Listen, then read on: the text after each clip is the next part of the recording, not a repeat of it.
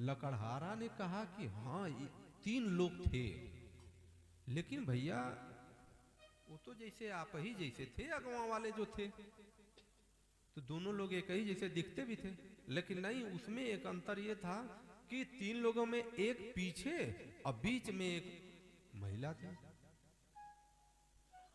लेकिन एक और बड़ी बात थी, आगे आगे जो चल रहे थे वह जितने रास्ते में जो कांटे थे वो कांटे गड़ते थे उनके पैर में, तो वह हटाते जाते थे।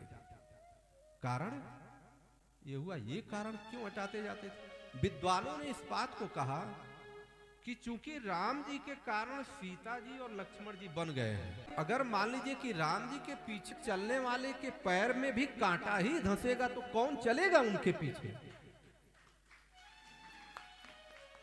वो हटा रहे थे।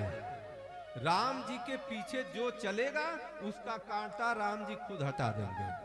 सर पे सीता राम फिकर फिर क्या करना, सर पे सीता राम फिकर फिर क्या करना, बन जाएंगे बिगड़े काम फिकर फिर क्या करना, बन जाएंगे बिगड़े काम फिकर फिर क्या करना।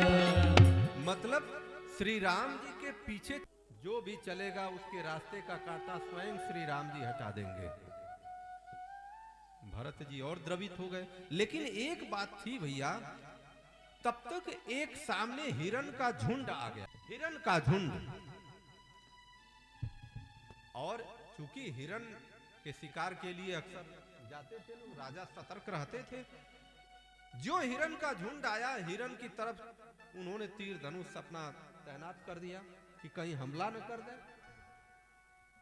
लेकिन हिरण के झुंड सब टकटकी लगाए ऐसे देख रहे कहा।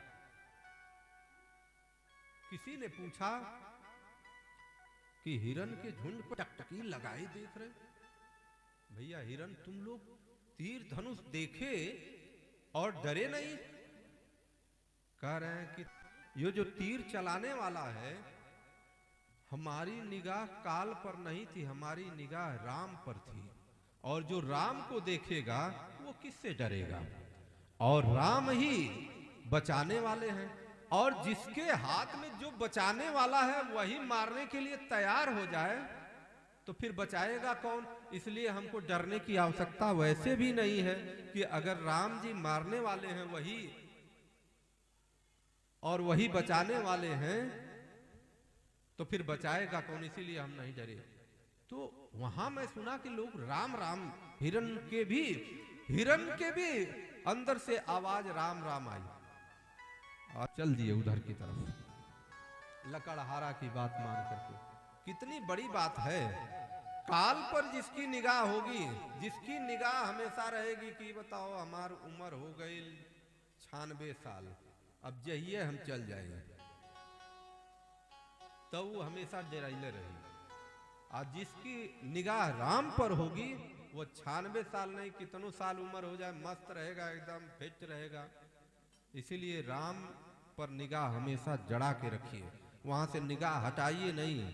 और जब राम जी पर निगाह हटाएंगे तो जन्मत मरत दुसह दुख होई, जन्मते समय और मरते समय बहुत पीड़ा होती है, ये पीड़ा समाप्त हो जाएगा। उसी तरह से वर्णन है जैसे गजराज हाथी के मस्तक से एक फूल चढ़ा दिया जाए और फूल गिर जाए, उसको पता नहीं चलेगा, उसी तरह से आपको दुख नहीं होगा जन्मते मरते समय। राम पर निगाह होना चाहिए।